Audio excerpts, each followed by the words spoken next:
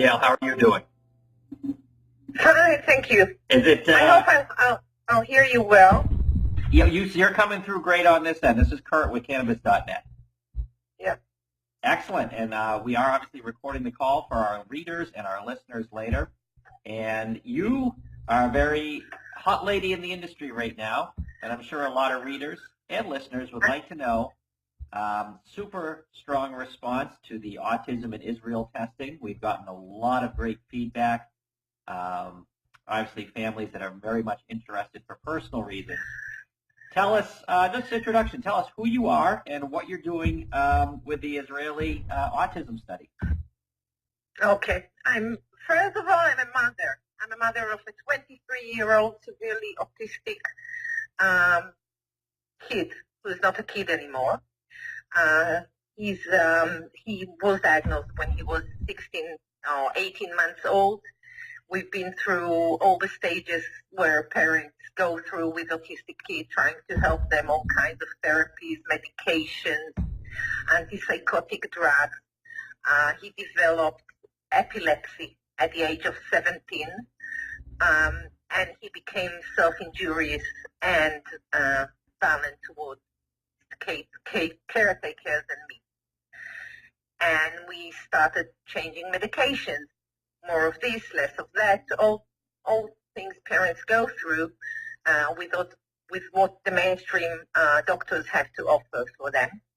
It didn't work. It didn't work for him. It got worse and worse. He was anxious. He was violent. He was self-injurious. He was suffering. I started reading about cannabis, and in a way, quite complicated way, I got to some doctor in Israel who agreed to get us the license after appeal, because autism is not qualifying condition in Israel right now. But Yuval is also epileptic, and he has deep controllable seizures, but somehow we got him the card. And from day one, we started treating him. It was like a miracle. Wow. Like finally, we got something that gave him some tranquility, or being able to focus and sit down and be calm. And I think the most dramatic thing is he started hurting himself and others. What age was that at? What? What age was he when that took place? It was a year ago. He's 23 now, so he was 22 already. Okay.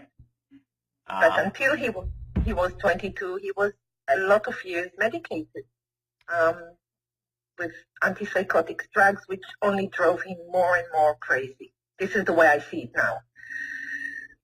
So that's an interesting point. You originally got the license for your son through epilepsy, not through autism, because autism it's not really epilepsy, because the qualifying condition in Israel for epilepsy is untrackable seizures, and you have to go through 5 anti-epileptic drugs before you get approval for this. Okay? So it's more like I can say it's a complex of him being over 18. And I hate to say it, but it's after appeal, like mercy treatment. Like, well, he's a lost case. We can give him that. This terrible thing we don't know enough about. But we tried everything. So, sorry for the word, what the fuck. We can try this for him. But it's still considered in Israel last resort. I mean, they would give it to epileptic children, to cancer, people who suffer from cancer, to Crohn's disease, but only after they've been through several medications. It's like last resort. What was it like to start? I mean, you got the approval, and let's say it's Monday morning, 9 a.m. What did you physically do? Did you go to a lab, and was it a small dosage? I did a lot of study before, because each country has different growers and different strains and different products.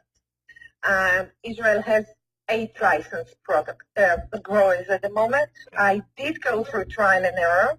I did start with whole plant high CBD strain, but we had a few ups and downs until we found the right balance. Like the first strain got him to be, he lost totally his appetite. After that, we went through clean CBD, like 98% CBD, no other cannabinoids, which got him bounce off the walls. He was very hyper, very anxious. He never became violent and self-injurious for the last year since he got the cannabis, but we did have our ups and downs.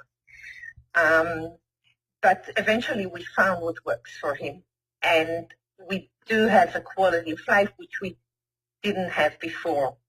And since I'm activist in many areas in autism, people with autism in Israel, like promoting the legislation, the rights and inclusive solutions in community for many years, I understood that if it works this way for my son, it should be accessible to other kids that are so easily medicated without having the chance to even try having this thing for their, for this, how do you say, for their well-being, What is the dosage and how do you deliver it to your son now, presently?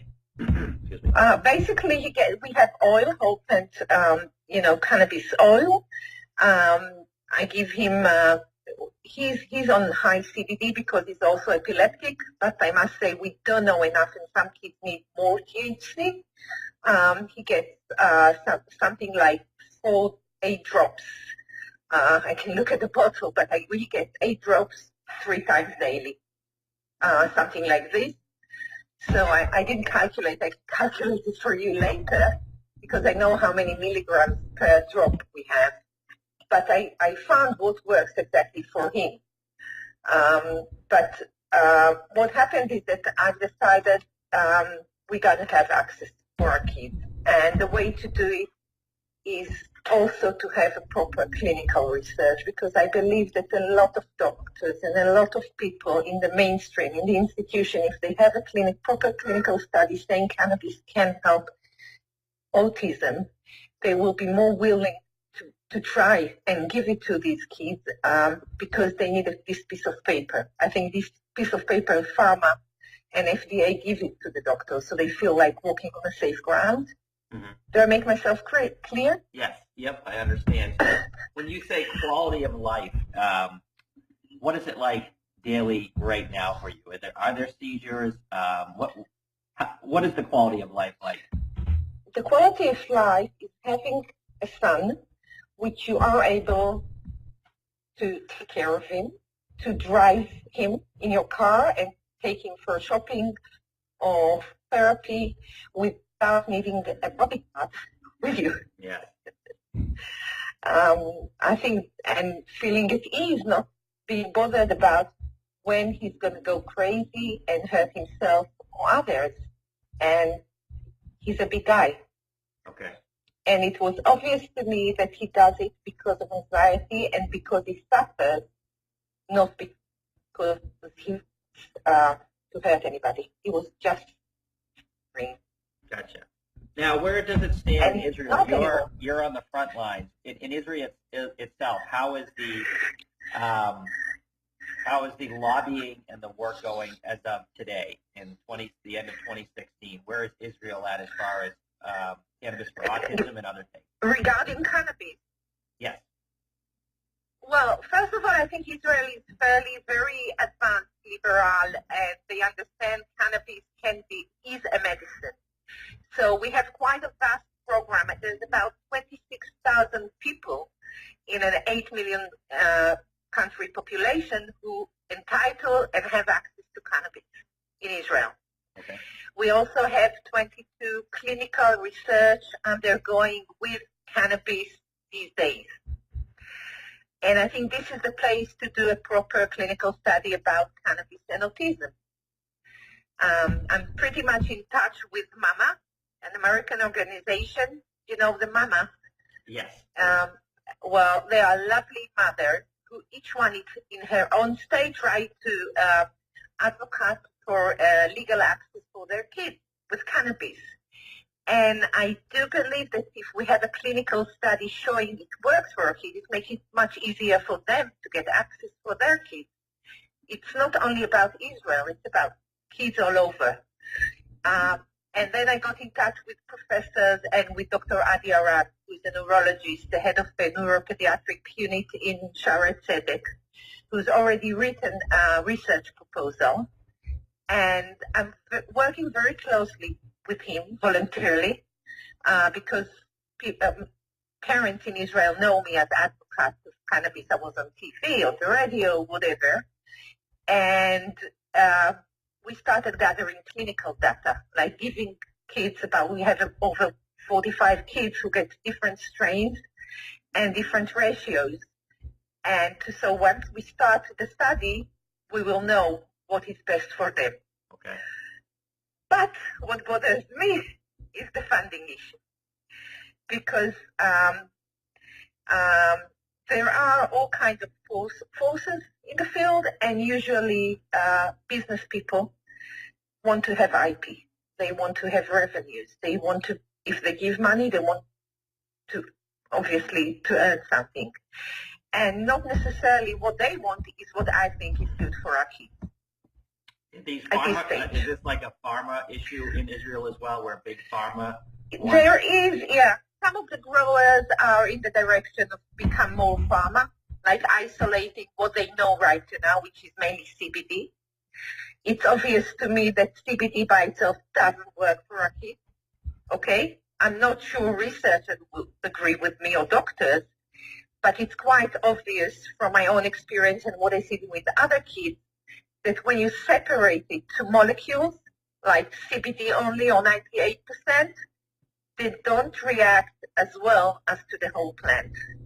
And what bothers me is that wanting to isolate the cannabinoid comes from the desire sometimes to be able to patent it and have a formula and then FDA, and it's not necessarily what we need right now for our kids. That's true. We have scientifically 111 cannabinoids known. Okay? We keep talking about CBD, THC, and another few because this is what most labs are able to recognize.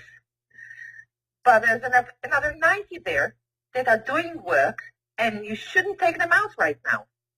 You should wait until we understand better what works for our kids. Okay, and then what would be your dream scenario? Does the U.S.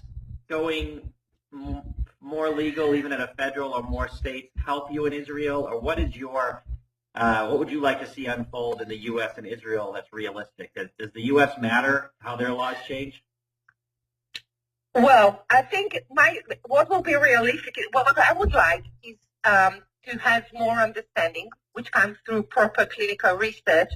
When you do the really serious lab test, which I'm collaborating with Professor Dedi Meiri. He has a lab in Tachyon, and he's able to identify each one of the cannabinoids, not only the 5 or 6 most people do. So we want the clinical research be on his data, like he can examine the strains what we give to the kids. But in order to have some influence, more influence over the study, I figured we need the money. And the money should come from parents or organizations or people who really understand that what matters here is what really works for our kids, not necessarily what brings profit at the moment. Okay. And with the U.S. Law change, promote or give Israel a jump start to funding and changing their restrictive policies, or would it be the other way around? Would Israel, who's already progressive, Israel is progressive. So in Israel, I guess, I'm not sure. I went with Dr. Adi Arad to the head of the medical cannabis unit in Ministry of Health in Israel. And we got Adi Arad showed him the research proposal, and I got him some videos of kids before and after treatment, including my son. And he was very attentive. And then they came out with an official announcement that autism will be qualified condition soon in the medical cannabis Israeli plant. And I assume it's going to take another few months. There's a subcommittee here sitting for the specifics, and once we have gathered the clinical data we are gathering now, they will make it qualifying condition. But I also think a clinical study will help us first understand more and will be much help for Americans or any medical plan around the world. Because if you come with a paper, scientifically peer-reviewed study saying cannabis, whole plant cannabis, can help autistic kids and adults, it's a breakthrough. Yeah. It's never been done before. But if you start giving them isolated CBD or things that not necessarily what a kid needs, and the decision doesn't come out of really seeing those kids, then it might go wrong. And this is something I keep saying will happen over my dead body. What is your feeling on recreational use in Israel? Well, it's not legal in Israel. Mm-hmm. I don't have a stand. To tell you the truth, I don't have a stand. For years, I was anti-cannabis. I never smoked it myself. I even have a case in my family that's recreational use got someone into psychosis. So I was really against it all the years. And it's only in the last, I think, 2 years I started understanding that it's also a medicine. And, about recreation, now that I see, I'm sure there's less side effects than alcohol. Okay? I'm sure there's a lot of political issues there or financial issues. So I'm sure that the side effects are not as bad as alcohol, but it's not my agenda at the moment. I just want it as a medicine for suffering autistic kids. And from what I see, my son is older, but I think if you give it to a younger kid, it might even heal some of them. Some of them, it gives them the focus or heals the nervous system or something there. I don't know to explain, but kids do breakthrough with this plant, and it should be accessible to them. Let me ask you, and we'd obviously love to help you and get the word out. If I'm a mother or a father or a brother and sister listening to this somewhere in the world, Zealand, Europe, the States, Canada, and I want to help you and or get in touch with you, what would I do first? What should I do? I've sent you I have a contact sheet which you can email me, and I'll keep in touch with anybody updating regarding the progress of our study, because as long as I'm involved, it will be a study that is, it comes from science reasons. And the other thing, help us fund it. Help us get the funding from the side of the non-business parties of this business. You know what I mean? Yeah. And this is why I'm spending so much effort on this crowdfunding campaign, which will be launched November 15th. So even if each parent will put $30 or $50 in it, we'll have enough money that will be a game changer for us. Excellent. I know that. Yeah, I know the forces here. I was letting you bring that up. There is a crowdfunding campaign starting in a little under a month that obviously you can give as little as, I think it's $5 on Crowdfunder and as much as you'd like for this campaign. And we'll certainly have links to that up for people listening in the article. We'll have it come up in the video if you're listening or audio as well as in the article, and we'll all be able to contribute. What would be your personal advice to parents right now who are just at their, like you said, at their rope's end, frustrated, looking for hope? What would be a personal message? First of all, don't lose hope. I see the process here, which we started, and there was a lot of, there's still a stigma against it, but you get to see more and more doctors willing to be open to that. I know personally Professor Uri Kramer. Uri Kramer is my son's neurologist, and he's also one of the leading researchers in epilepsy. They did a paper every time they update it here. There's a big research going on here. It's not a research, it's a registry. And he told me once that if when he started dealing with cannabis for epileptic seizures, he went to a big conference and everybody stayed away from him. And then about a year afterwards, everybody were queuing to shake his hand. So serious. So I think this is what we're going through here. Be patient, but also, even if you do get access, you have to understand that cannabis is a very, very complicated plant. And not what works for one works for another. And you have to go through trial and error with ratios and strains and dosages until you really get to a point where it helps your kids. But there's no kid it doesn't help. This, I'm sure of it. I see those kids, I gather the clinical data. And once you get them the right thing, it works. Yes, and we've talked to, obviously, Dale Jackson as well about the difference in oils and how the stigma of, I'm going to go, everyone's different and we're going to go solve everyone's problem with one strain or one oil is that misnomer out there that it's just, you just go get this oil like you would buy a Tylenol, and that cures everything, and that the different strains and the testing are very important. You're right about that. It's not only the strains, different strains have different ratios. And we do know that everything is hybrid, but we know that for autistic kids, they more need, most of them need the indica hybrid because it's more calming than sativa. You need to know a little bit just to start your journey, even if you have access to it. Sure. That's a good tip, actually. So, but we learn it, a step at a time. And your crowdfunding program is going to go live on November 15th on Crowdfunder? Yeah, I think on Generosity, because it's a non-profit platform. Okay, Generosity. Because the money will go to a non-profit, Israeli non-profit I'm involved in. But all the money raised will go to the research, where we parents can have a say in what is given there to our kids.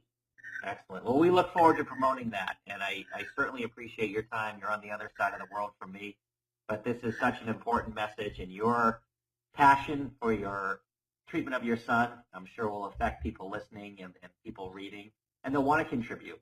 So, hopefully as we have a few weeks left, we can get the word out and get people to understand the treatments that are being tested, and that there is hope. Like you said, don't give up hope. And that one way no, there is hope, but we are still in the beginning of the journey. Even maybe one day we understand better what works for our kids. But for now, to isolate cannabinoids and go for pharma or patents will be devastating for them. We just don't know enough to do that right now. It's not even about, I'm okay if somebody wants to make money. It's just not on the back of our kids. I'm sorry. No, I don't think you need to apologize. I'm pretty sure no one out there, including a parent with or without someone with a child with epilepsy or autism, would agree with that. So, yeah. I appreciate the time. Thank you for joining us at cannabis.net. We will be happy to promote and do anything we can to help your research, and hopefully you'll be hearing from our listeners and our readers with questions, and we'll get your contact information up on the article as well. I'll be very happy. Thank you very much. Thank you very much. All right.